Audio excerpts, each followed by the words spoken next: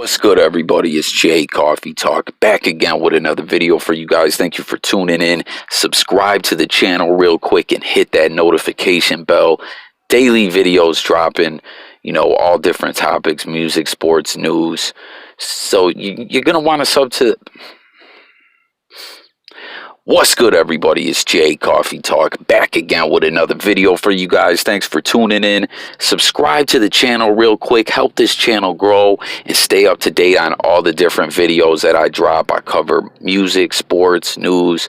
There's something for everyone on this channel, and you don't want to forget that bell so you can get notified when the videos come out. Now, check it out, man.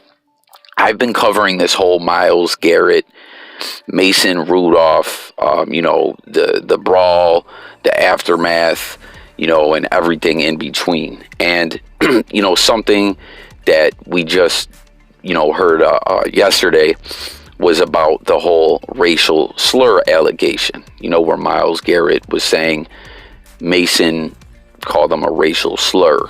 And that's what kicked things up a notch. And, a lot of people are just, saying this doesn't sound right. I don't know. Why didn't he mention this before?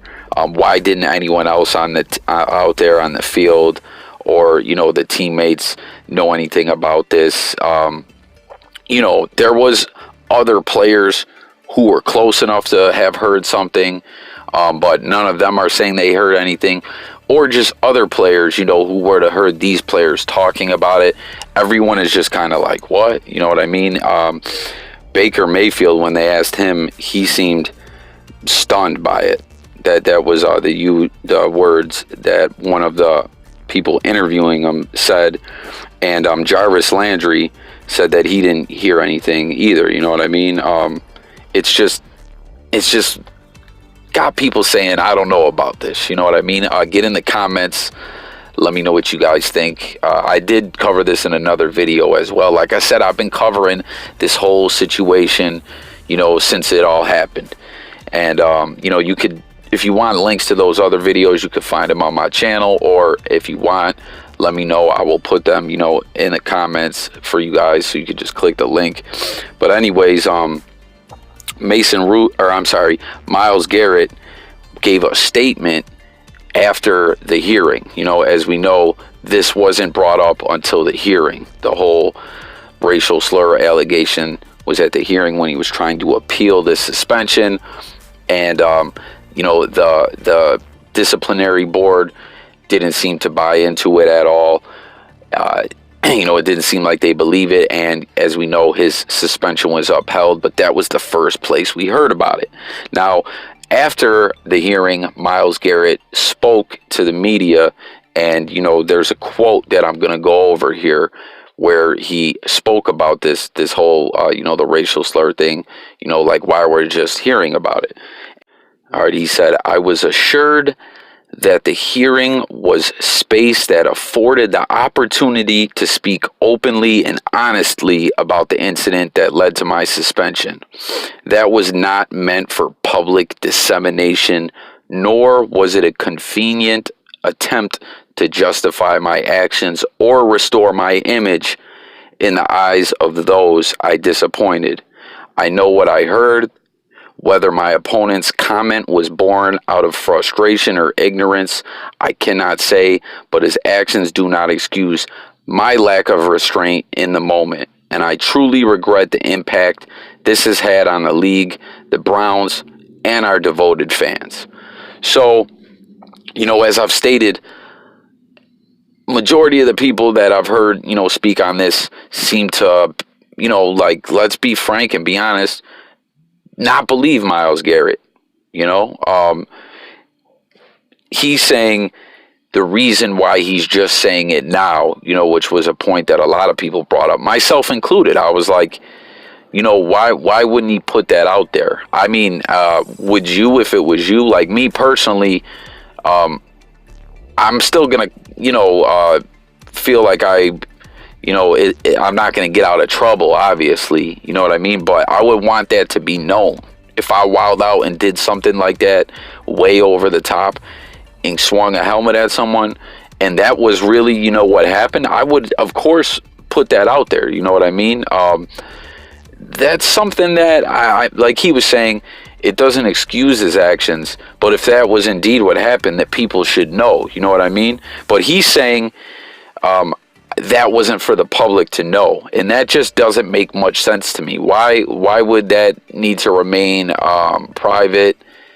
I don't know. You know what I mean? And he also, you heard him say, he said this was not what did he say? Oh, a convenient attempt to justify my actions, which is, or restore my image in the eyes of those that I disappointed, which is basically, you know, what everyone's been kind of thinking, like, this guy's just trying to win this appeal, basically. You know what I mean? And I don't know, he's saying, he's sticking to it, saying that it's true. He doesn't care if no one else heard it. He knows what he heard, and you know, that's what he's saying. That's what it is. Now, what do you guys think about this? Do you believe him? Does it make sense to you that he would want to keep it private, that it wasn't meant for the public? Obviously, he's got to know that what's said in this hearing is going to, you know, go public. It always, even if they tell you it's private, it's going to get to the media at some point. Maybe if it's not right away, it will eventually. We've seen this with, you know, the NFL and a lot of different situations. But get in the comments. Let me know what you guys think about this. If you're new to my channel, it's a big part of my channel. This is what I always, you know, want to do, is hear from the people, hear everyone's take and opinion. And, you know, that's what it is. That's what we do over here.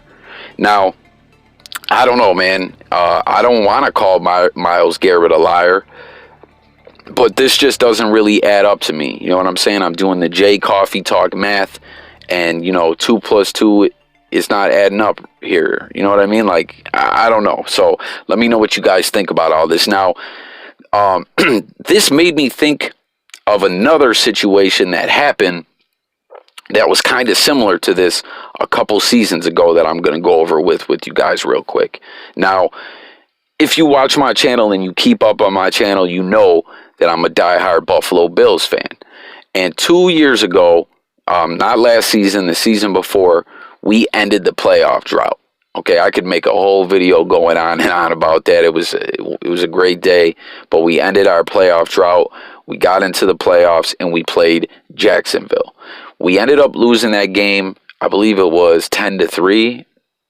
Was it 10-3? I can't remember, but it was a low-scoring game. It was disappointing because we could have and should have won that game. It was rough. There was a point where we got down to the 1-yard line. We didn't score. It was a mess, man. But we should have won. We should have won that game. And after the game, it was a hard-fought game. Obviously, you know, NFL is very competitive. This is the playoffs. This is the wild card round.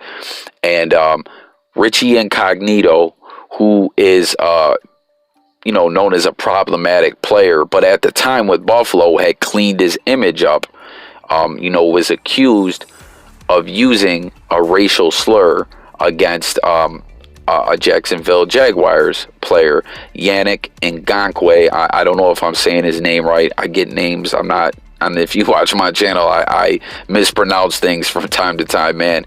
He hopped on Twitter after the game and just came out and was like, hey, 68 or whatever, you know, said Incognito's number. You're going to have to do a lot better than some racial slurs to get up under my skin. And, you know, it was physical out there. Incognito was a very dominant offensive lineman, and things got chippy out there, and amongst the players, they were kind of speaking and saying, you know, Incognito was kind of tossing Ngakoue around. Now, he ended up, you know, like I said, took this to Twitter, and then Incognito came out and was like, I didn't say anything like that. And Incognito was kind of, there was a situation before, if you remember the Jonathan Martin bullying situation that saw Incognito out of football for a couple years, you know, and that's when he came to Buffalo. We gave him a second chance, and he did well. He made the Pro Bowl like 3 years in a row, and he cleaned his image up until after there was a whole nother situation on his way out of Buffalo. A bunch of crazy stuff happened, is a mess. But he's playing in Oakland right now. I don't know how his season's been going, but let me, tap in the comments. Anyone speaking out, want to tell me how Incognito is doing. But anyways, because of what he had done before, it made Incognito easy target. Now, what I'm saying is, Incognito responded and said, yo, this is BS. Then one of Incognito's teammates, Dion Dawkins, came out and tweeted and got on social media and spoke all about it and said, listen, I'm a black man, okay? I was out there next to Incognito all game long, right next to him.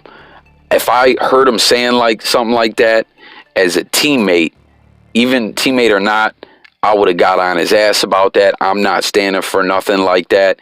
He didn't say it. He flat out said he didn't say it.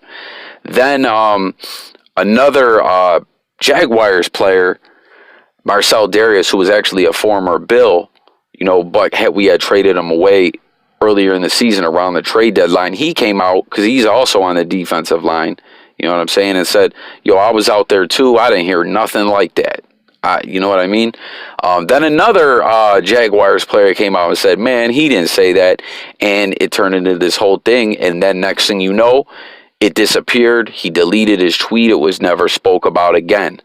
Down the road a little bit, Incognito was asked about it. And he said, hey, we spoke on the phone about it, and it's over with. It's done. It's taken care of.